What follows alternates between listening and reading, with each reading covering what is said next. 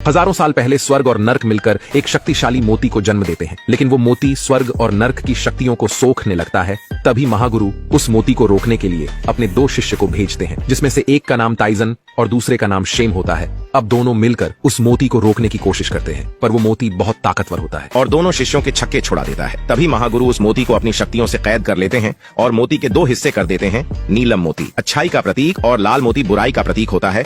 इसीलिए महागुरु लाल मोती को एक शराब देते हैं कि 3 साल बाद इस मोती पर बिजली गिरेगी और यह नष्ट हो जाएगा। अब दोनों मोतियों को रखने के लिए ताइजन को दे दिया जाता है। ये देख के शेम को बहुत गुस्सा आता है, इसलिए वो एक योजना बनाता है और ताइजन के पास जाके धोखे से डीमन मोती को आजाद कर देता है। और डीमन मोती एक गर्भवती रानी के अंदर समा जाता है, जिससे रानी एक शैतान बच्चे को जन्म देती है, जो अपनी शक्तियों से पूरे राज्य को तबाह करने लगता है। तभी मास्टर ताइजन वहाँ पर आते हैं और अपने पास से एक जादुई रिंग निकालकर मंत्र पढ़ने लगते हैं और वो रिंग नेजा को पहना देते हैं, जिससे नेजा की शक्तियां कम हो जाती हैं। अब मास्टर ताइजन नेजा को मारने जाते हैं, तभी महारानी आकर उसे बचा लेती है और मास्टर ताइजन से कहती है, मेरे बच्चे को छोड़ दो, एक माँ अपने बच्चे को कैसे मरता हुआ देख सकती है। तभी नेजा अपनी माँ को काटता है और उसकी माँ कहती है, डरो मत, मैं तुम्हारी माँ हूँ, मैं तुम्हें कुछ नहीं होने दूंगी। ये सुनकर नेजा का भी शैतानी दिल पिघल जाता है। तभी मास्टर ताइजन बोलते हैं, अगर मैंने इसे छोड़ दिया तब भी ये 3 साल बाद मर जाएगा, क्योंकि महागुरु ने डीमन मोती को एक श्राप दिया है कि 3 साल बाद इस पर एक बिजली गिरेगी और इसकी मौत हो जाएगी। ये सुनते ही महारानी बेहोश हो जाती है। वहीं दूसरी तरफ ये भूतनी का नीले मोती को ले जाकर एक ड्रैगन के अंडे में मिला देता है, जिससे बेहद शांत और ताकतवर बच्चे का जन्म होता है। अब मास्टर टाइजन और राजा महागुरु से मिलने जाते हैं, पर वहाँ महागुरु नहीं होते और स्वर्ग के दरवाजे का रखवाला उन्हें बताता है कि स्वर्ग का दिया हुआ श्राप हटाया नहीं जा सकता। वही समय बीतता है और नेजा 1 साल का हो गया है, पर राजा और रानी उसे महल के सुरक्षा दल से बाहर नहीं जाने देते, ताकि नेजा की शक्तियों से राज्य के लोगों को कोई नुकसान न पहुंचे। तभी नेजा की माँ उसके पास आती है, तो नेजा बोलता है, मैं बहुत ज्यादा बोर हो रहा हूँ और मैं खेलने के लिए इस महल से बाहर भी नहीं जा सकता। जिस पर रानी बोलती है, बेटा मुझे बहुत काम रहता है, पर मैं वादा करती हूँ कि आज से आपके साथ खेलूंगी। जिसके बाद नेजा बहुत खुश हो जाता है। अब दोनों साथ में खेलने लगते हैं, पर नेजा का शरीर बहुत ज्यादा ताकतवर होने की वजह से उसकी माँ को चोट लग रही थी, पर फिर भी वो अपने बेटे की खुशी के लिए उसके साथ खेल रही थी। तभी एक सैनिक भागता हुआ रानी के पास आता है और बताता है, पड़ोसी गांव पर किसी ने हमला कर दिया है, इसलिए आपको वहां चलना होगा। ये सुनते ही नेजा उदास हो जाता है, पर रानी उसे समझाने की कोशिश करती है और बोलती है, अगली बार और ज्यादा खेलेंगे। पर नेजा रानी की एक नहीं सुनता और ऊपर जाकर बैठ जाता है। अब रानी जाते हुए अपने सैनिकों से बोलती है, तुम सब नेजा का ध्यान रखना और देखना वो सुरक्षा दल से बाहर न जाए। रानी के जाते ही नेजा सुरक्षा दल से बाहर जाने के लिए दोनों सैनिकों को पत्थर मारने लगता है और दोनों सैनिकों में लड़ाई लगवा देता है और सुरक्षा दल से बाहर चला जाता है। नेजा गांव के अंदर पहुंचता है तो सभी गांव वाले उससे डर के छुपने लगते हैं, पर नेजा सभी को ढूंढ लेता है और सबकी पुंगी बजा देता है। वही गांव के कुछ बच्चे योजना बनाकर नेजा को परेशान करने की सोचते हैं। तभी नेजा भी भेष बदलकर उनके ग्रुप में शामिल हो जाता है और वो सभी धोखे से नेजा को सारा प्लान बता देते हैं कि जब वो पुल पार कर रहा होगा तो हम उसे नीचे गिरा देंगे, जिससे उसके ऊपर चाकू गिरेंगे और अगर वो उससे भी बच गया तो पहाड़ की चट्टान से कुचला जाएगा और सीधा कीचड़ में जाकर गिरेगा। वहीं एक 1.5 सियाना बच्चा बोलता है, नेजा को यहाँ तक कौन लेकर आएगा। तभी नेजा अपना मास्क हटाकर अपने असली रूप में आ जाता है। ये देखकर सभी बच्चे डर कर भागते हैं और सीधा पूल के नीचे जाकर गिरते हैं और उनका प्लान उन पर ही उल्टा पड़ जाता है और सभी बच्चों की हालत खराब हो जाती है। अब नेजा उन सभी बच्चों पर हंसता है। तभी एक बच्चा नेजा को बोलता है, तुम शैतान के बच्चे हो। ये सुनते ही नेजा को गुस्सा आता है और नेजा एक बड़ी सी पहाड़ की चट्टान पर लात मारकर सभी बच्चों पर हमला कर देता है। पर तभी वहाँ पर मास्टर टाइजन आ जाते हैं और सभी बच्चों को बचा लेते हैं और वो पत्थर सीधा जाकर एक बड़े पहाड़ से टकराता है, जिससे वो पहाड़ चकनाचूर हो जाता है। अब मास्टर टाइजन और नेजा खूब मस्ती करते हैं, पर वही दूसरी तरफ एक समुद्री राक्षस समुद्र से निकलकर गांव की तरफ जाता है और एक कुत्ते को शिकार बनाने की कोशिश करता है। और तभी वहाँ पर नेजा पहुँच जाता है और उस राक्षस की बुरी तरह से पिटाई करता है, जिससे राक्षस डर के भागने लगता है और नेजा राक्षस पर अपनी आग से हमला करता है, जिस वजह से पूरे गाँव में आग लग जाती है। वहीं राक्षस अपने साथ एक छोटी बच्ची को लेकर समुद्र की ओर भागने लगता है और नेजा से कहता है, समुद्र में मुझसे ज्यादा ताकतवर कोई नहीं है, वहाँ मुझे कोई भी नहीं हरा सकता। पर तभी वहाँ पर बिंग आ जाता है और पूरे पानी को बर्फ से जमाकर छोटी बच्ची को बचा लेता है। ये बात नेजा को बिल्कुल भी बर्दाश्त नहीं होती, क्योंकि उस बच्ची को वो खुद बचाना चाहता था। तभी नेजा गुस्से में उस बच्ची को वापस उसी राक्षस को दे देता है, जिसके बाद बिंग और नेजा में लड़ाई होने लगती है और लड़ाई के दौरान नेजा बिंग का मास्क उतार देता है और बिंग के सर पर सिंह देखते ही नेजा को समझ आ जाता है कि बिंग एक ड्रैगन है। तभी समुद्री राक्षस भी अपने पत्थर बनाने वाले बुलबुले से बिंग और नेजा पर हमला करता है और नेजा उस बुलबुले को छू लेता है, जिससे उसका हाथ पत्थर का बन जाता है। वहीं राक्षस मौके का फायदा उठाते हुए बच्ची को जिंदा ही निगल जाता है।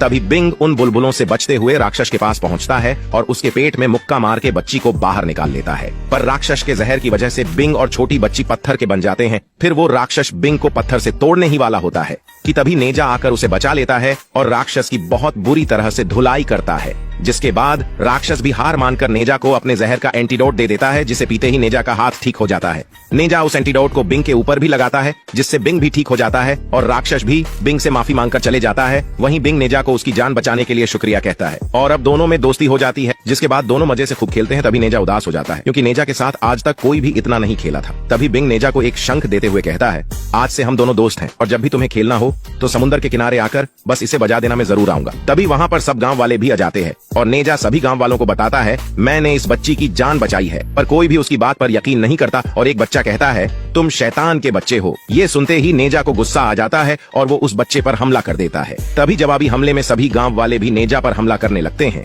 पर नेजा पर इसका कोई भी असर नहीं होता और वो सभी गांव वालों को मारने लगता है। तभी वहां पर मास्टर टाइजन आ जाते हैं और नेजा को पकड़ लेते हैं। वहीं बिंग शेम के पास जाता है, जहां पर हमें पता चलता है कि बिंग ने नीले चमत्कारी मोती से जन्म लिया है। तभी बिंग मास्टर शेम से बोलता है, मैंने आज का अभ्यास पूरा कर लिया और मैंने एक दोस्त भी बनाया है जिसका नाम नेजा है। ये सुनते ही शेम को गुस्सा आ जाता है और वो बिंग से कहता है, वो तुम्हारा दोस्त नहीं है क्योंकि वो डीमन मोती से पैदा हुआ है और उसके अंदर बहुत सारी बुरी शक्तियां हैं, जिस वजह से तुम्हें नेजा को हराना होगा। जिस पर बिंग बोलता है, मास्टर इसके सिवाय कोई और रास्ता नहीं है क्योंकि नेजा ने मेरी जान बचाई थी। तभी बिंग के पिता ड्रैगन किंग बिंग से कहते हैं, गॉड ने हमें कई सालों से इस गुफा में कैद कर रखा है और तुम्हें हमें यहाँ से आजाद करना होगा क्योंकि तुम ही हमारी आखिरी उम्मीद हो। वही नेजा अपने माता पिता से उदास होता है क्योंकि उसे लगता है कि उसके माता पिता उससे बिल्कुल प्यार नहीं करते। तभी उसके माता पिता वहां पर आते हैं और नेजा से कहते हैं, कल तुम्हारा जन्मदिन है, इसीलिए सभी गांव वाले तुम्हें बधाई देने आएंगे। जिस पर नेजा कहता है, जो लोग मुझे बचपन से ही पसंद नहीं करते वो मुझे क्या बधाई देने आएंगे।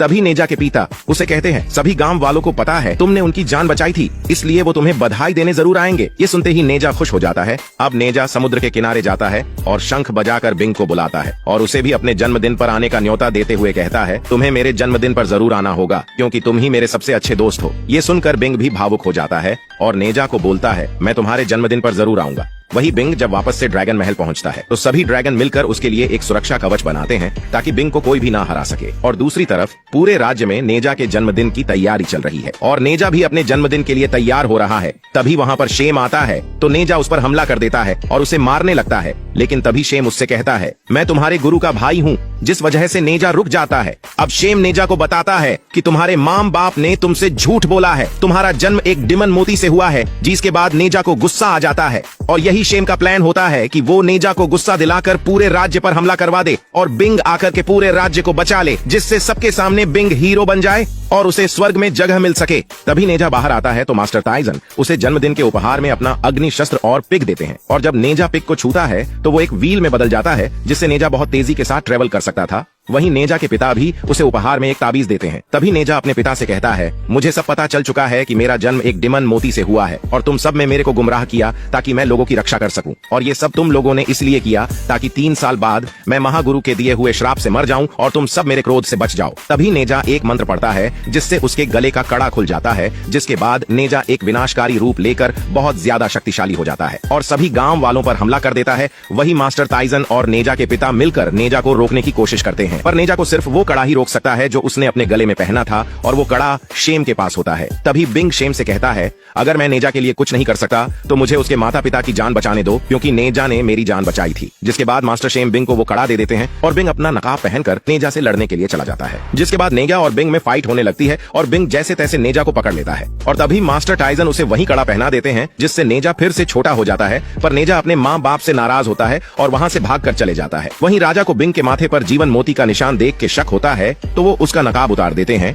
जिससे सभी को पता चल जाता है कि बिंग एक ड्रैगन राक्षस है जिसका जन्म जीवन मोती से हुआ है। तभी मास्टर टाइजन बिंग से बोलते हैं कि महागुरु तुम्हें सजा देंगे क्योंकि तुम्हारे पिता ने जीवन मोती चुराया था। अभी वहाँ शेम आ जाता है और बिंग को भड़काने लगता है और कहता है, इंसान किसी के भी सगे नहीं होते, अब तुम्हें खुद फैसला करना है कि तुम अपने पिता का बदला लोगे या नहीं। तभी बिंग को गुस्सा आता है और वो अपनी शक्तियों से पूरे राज्य के ऊपर पानी इकट्ठा कर जमा देता है ताकि पानी जमकर नीचे गिरे और सभी गांव वाले मर जाएं। ये सब सुनकर नेजा को समझ आ जाता है उसके माता पिता उससे कितना प्यार करते हैं और वही बिंग नेजा के माता पिता को बर्फ से जमाकर मारने ही वाला होता है। तभी नेजा वहाँ आ जाता है और बिंग पर हमला करके अपने माता पिता को बचा लेता है। जिसके बाद नेजा मास्टर टाइजन से पूछता है कि ये सब क्या हो रहा है, जिस पर मास्टर उसे बताते हैं बिंग अपनी शक्तियों से पूरे राज्य को खत्म करना चाहता है ताकि महागुरु को पता न चले कि शेम ने जीवन मोती चुराया था। अब नेजा बिंग से लड़ने लगता है पर नेजा की शक्तियाँ खड़े की वजह से कम पड़ रही थी। तभी नेजा मास्टर टाइजन का सिखाया हुआ मंत्र पढ़ता है जिससे उसका कड़ा खुल जाता है और नेजा फिर से एक विनाशकारी रूप लेकर आसमान से गिरने वाली बर्फ को रोकने की कोशिश करता है। तभी बिंग नेजा से बोलता है तुम तो एक बुरे ड्रैगन हो तो फिर तुम इन सबको क्यों बचाना चाहते हो, जिस पर नेजा कहता है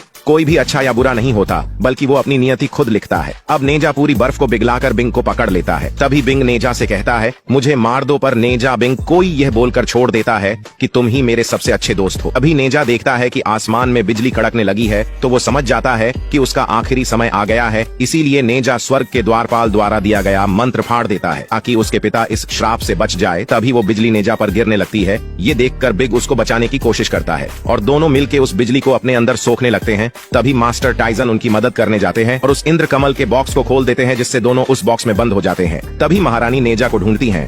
तभी उन्हें वहाँ पर वही बॉक्स मिलता है और जब वो उस बॉक्स को खोलते हैं तो उसके अंदर नेजा और बिग होते हैं और मास्टर उन्हें बताते हैं कि नेजा और बिंग की महागुरु द्वारा दी गई श्रापित बिजली से मौत हो गई और इंद्र कमल की वजह से उनकी आत्मा बच गई। और यहीं पर इस फिल्म की सैड एंडिंग हो जाती है। दोस्तों अगर आपको वीडियो अच्छी लगी हो तो बस एक लाइक करें। ऐसी ही और इंटरेस्टिंग वीडियो देखने के लिए हमें सब्सक्राइब करें। हम मिलेंगे आपको नेक्स्ट वीडियो में, जब तक के लिए गुड बाय।